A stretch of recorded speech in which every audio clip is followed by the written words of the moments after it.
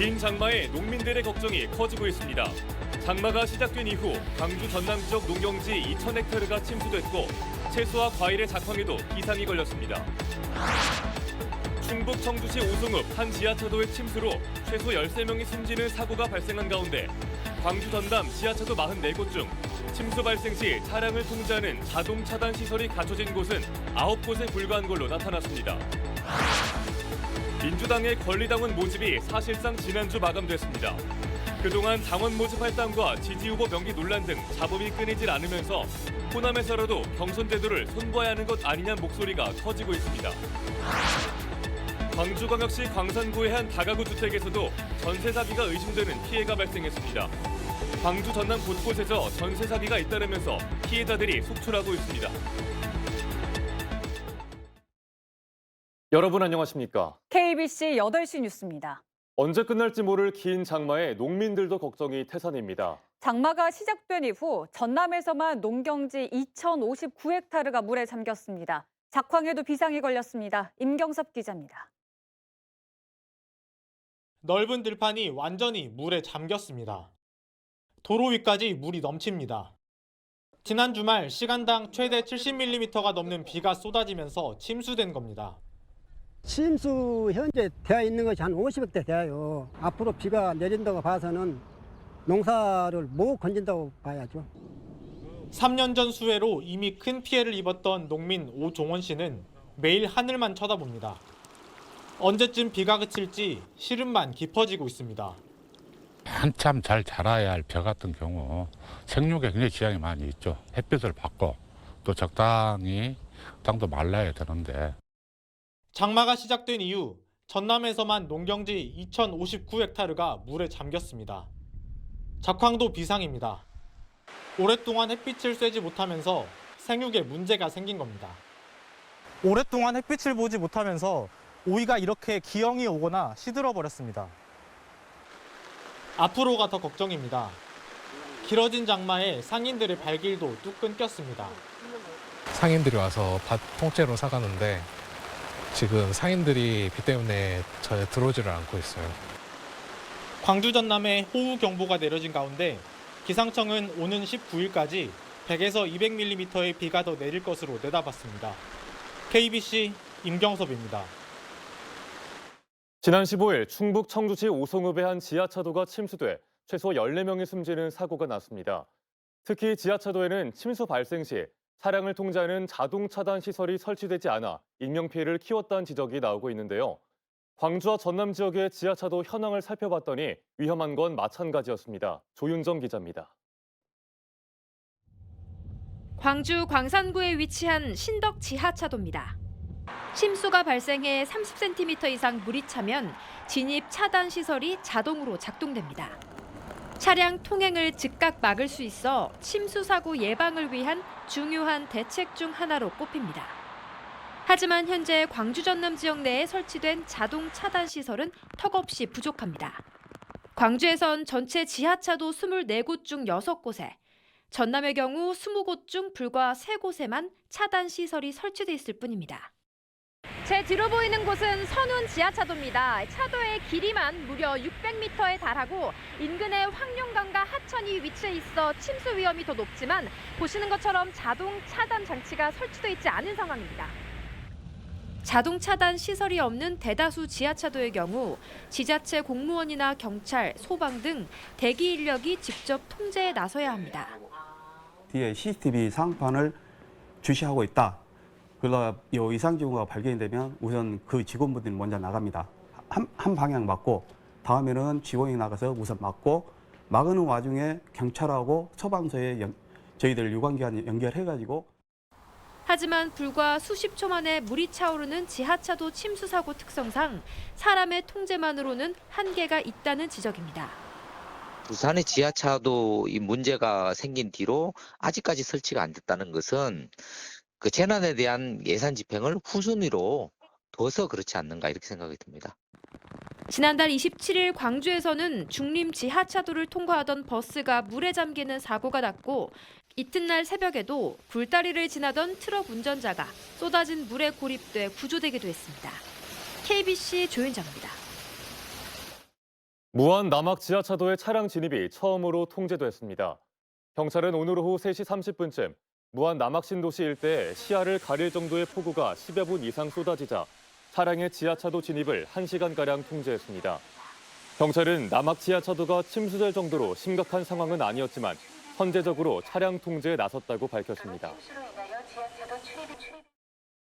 광주광역시 광산구의 한 다가구 주택에서도 전세 사기가 의심되는 피해가 잇따라 발생했습니다. 피해자 8명은 대부분 사회 초년생들로 피해 금액만 8억 원 가까이 되는 것으로 파악됐습니다. 정희진 기자입니다. 광주광역시 월계동의 한 다가구 주택입니다. 지난 2019년 7월 이곳에 입주한 32살 A씨는 계약이 끝난 뒤에도 전세 보증금을 돌려받지 못했습니다. 임대인 측에서 새로운 세입자를 구해야 보증금을 돌려줄 수 있다면서 A씨에게 임차권 등기를 말소하라고 요구한 겁니다. 실제 거주는 다른 곳에서 하더라도 전세 계약 연장 계약서를 작성을 해서 새로운 세입자가 들어오면 곧바로 돈을 돌려주겠다라는 식으로 이제 제안을 해주더라고요. 철석같이 임대인을 믿었지만 새로운 세입자가 들어온 이후에도 상황은 바뀌지 않았고 그 사이 건물은 다른 사람에게 팔렸습니다. 더 큰 문제는 임대인이 바뀐 지 얼마 되지 않아 건물이 경매로 넘어갔다는 점입니다. 월세를 전전하다 처음으로 전셋집을 마련한 또 다른 임차인인 26살 B씨는 그저 답답한 심정입니다. 이거 뭐 사기인 것 같다 싶어 계속 연락을 드리고 문자를 드리고 했는데 이제 아예 안 받으세요. 근데 저한테 1,000만 원도 진짜 큰 돈이니까 그러면 이런 식으로 피해를 입은 세대만 모두 8가구, 피해액은 8억 원에 달합니다. 이들 중 일부 피해자들은 경찰에 고소장도 제출했지만 반년째 수사는 제자리 걸음입니다. 그 수사기관이 이 전모를 보고 이야기를 해야 한단 말이에요. 지금 각각의 임차인들은 심지어는 개별적으로는 내가 준 임차 보증금을 알고 있었지만은 다른 사람이 준 보증금을 알지 못했고. 보증금을 돌려받을 길도 수사엔 진척도 없는 상황에서 쌓여가는 건 갚아야 할 대출금뿐입니다. 달달이 200을 상환을 하면서 이자 70만 원 상환을 하고 있어요. 지금 주말에 알바를 하고 있습니다. KBC 정의진입니다. 광주광역시 북구의 한 건물이 기울어졌다는 신고가 접수돼 관련 당국이 안전 조치에 나섰습니다.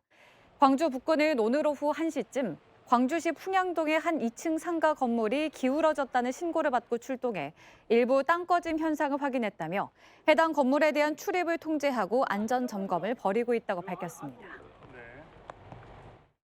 목포시가 붕괴 위험이 제기된 호남동 5층 상가 건물의 보강 작업을 건물 철거 전까지 실시합니다.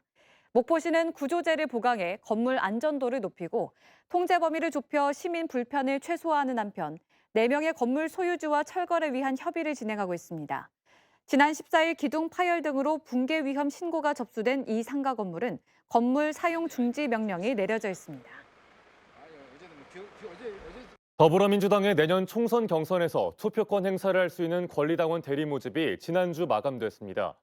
현역 국회의원 측의 당원 모집 할당과 지지 후보 명기 논란 등 잡음이 끊이지 않으면서 호남에서라도 경선 제도를 손봐야 하는 것 아니냐는 목소리가 높아지고 있습니다. 이형길 기자입니다. 내년 총선을 앞두고 올해도 민주당 당원 모집을 둘러싼 논란이 끊이지 않았습니다. 지난달 지방의원들에게까지 권리당원 모집을 할당한 전남 현역 국회의원 지역사무소의 사례, 또 당원 모집 과정에서 지지 후보를 명기하게 하고 특정 주소지의 당원 모집은 막았다는 광주시당의 논란 등이 대표적입니다. 권리당원 투표는 민주당 경선에서 50%를 차지하고 여론조사에도 중복 참여할 수 있어 사실상 민주당 후보 선출에 결정적 영향을 끼칩니다. 특히 호남은 경선이 본선보다 중요하다 보니 그 영향력은 더 클 수밖에 없습니다. 권리당원을 매집하는 과정에서 여러 가지 불법과 탈법과 비법적인 문제들이 다 내포돼 있어서 향후 경선이 과열되면 과열될수록 이 문제가 본격적으로 드러날 우려가 있습니다. 민주당에서 권리당원으로 후보를 선출하는 이른바 시스템 공천이 굳어진 지 20년. 처음 국민참여 경선을 실시했던 지난 2002년 당시 참여 당원은 2만 명이었는데 현재 민주당 권리당원은 200만 명으로 늘었습니다. OECD 국가 가운데 당원이 가장 많은 당이 된 민주당. 그만큼 조직동원 선거의 폐해도 커지고 있다는 비판이 큽니다. 어중간한 절충형 경선 제도가 갖는 폐단들을 이제는 좀 검토하고 개선하려는 노력들이 필요하고, 민주당 권리당원이 가장 많은 호남에서만이라도 경선 제도를 바꿔야 한다는 목소리가 커지고 있습니다. KBC 이영길입니다. 지난달 여당 지도부에 입성한 광주 출신 김가람 국민의힘 최고위원이 제시한 광주 부산의 하늘길 연결과 KTX 경전선 광양역 정차 제안이 지역의 관심을 끌고 있습니다.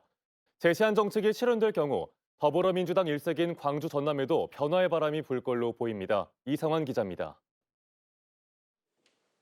광주 출신 정치인으로는 처음으로 여당 선출직 최고위원에 당선된 김가람 최고위원. 최근에 제시한 광주 부산 하늘길 연결과 KTX 경전선 광양역 정차 정책이 지역민의 관심을 끌고 있습니다. 광주 부산 항공 노선은 2000년대 초반까지 운행됐지만 수익성 악화로 끊겼습니다. 현재 광주에서 부산에 가려면 4시간을 운전하거나 6시간 가까이 걸리는 무궁화호를 타야만 합니다. 김 최고위원은 항공편 개설을 위해 국토교통부 항공정책관을 만난 데 이어 최근에는 민간 항공사도 직접 방문했습니다. 국민의힘 최고위원으로서 해야 될 가장 첫 번째 소명이라고 하면 제가 호남 출신이기 때문에 집권 여당의 지도부의 일원으로서 진정성 있는 행보를 꼭 하고 싶다는 생각은 변함이 없습니다. 내년 개통 예정인 경전선 KTX 이음 순천 부정 구간에 광양역 정차를 포함시키기 위해서도 힘을 쏟고 있습니다. 광양은 광양제철소와 광양항이 있는 남해안권 경제의 중심 도시지만 KTX 정차역이 없습니다. 정부와 여당의 호남의 목소리를 전달하는 대변자가 되겠다고 당선 소감을 밝힌 광주 출신 여당 최고위원의 정책 행보. 국민의힘 불모지인 호남 발전을 이끌고 새바람을 일으킬지 관심입니다. KBC 이상환입니다. 한편 군민들이 광주 군공항 유치에 나선 이상익 군수를 강하게 비판하고 나섰습니다. 광주 전투비행장 한평이전저지 대책위원회는 한평군청 앞에서 기자회견을 열고 광주 전투비행장을 한평으로 이전하는 건 한평을 망치는 최악의 발상이라며 발전은커녕 지방 소멸이 더욱 빨라지고 최악의 소음 피해만 발생할 것이라고 주장했습니다. 대책위는 이상익 군수는 군민의 뜻을 거스르고 8월에 유치 의향서를 내겠다고 한다며 한평 군민의 이름으로 이상익을 파면해야 한다고 말했습니다.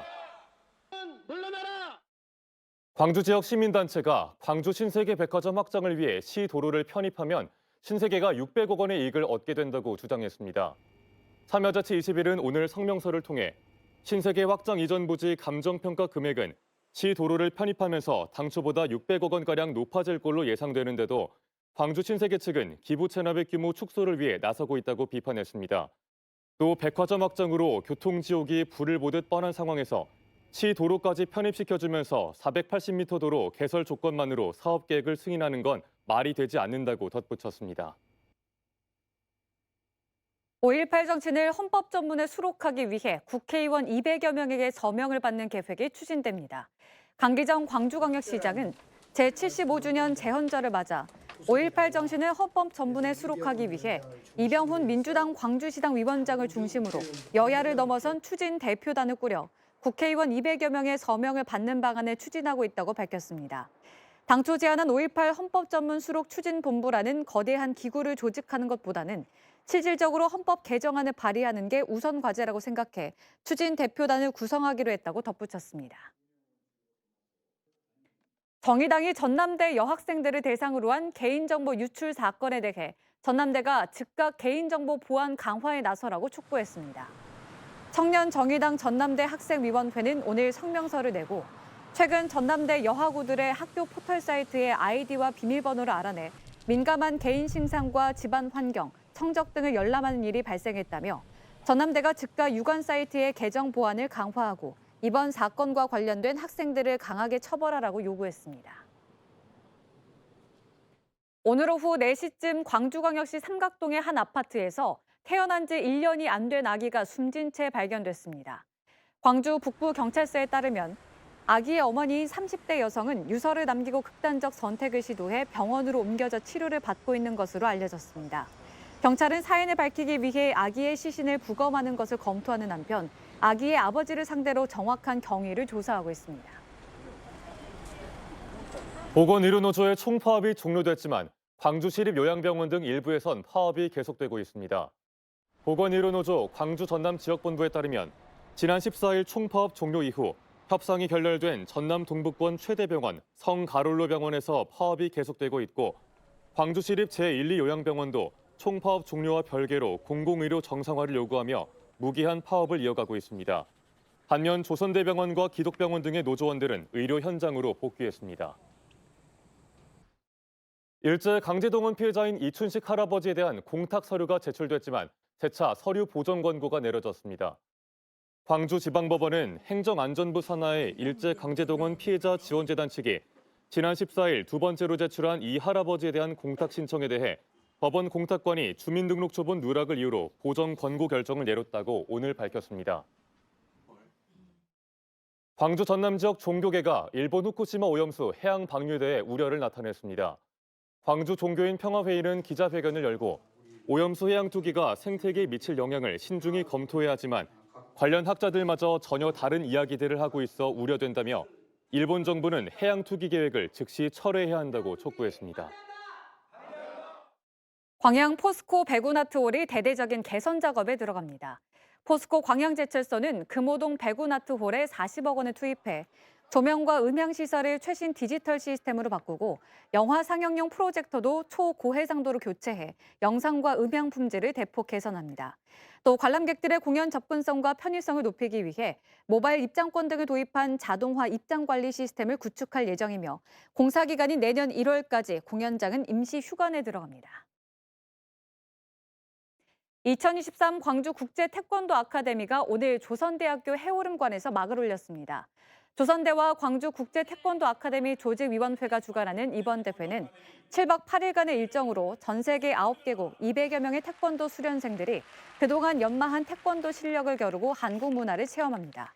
또 수련생들은 오는 23일과 24일 광주 빛골 체육관에서 광주 오픈 국제 태권도 대회에도 참여할 예정입니다.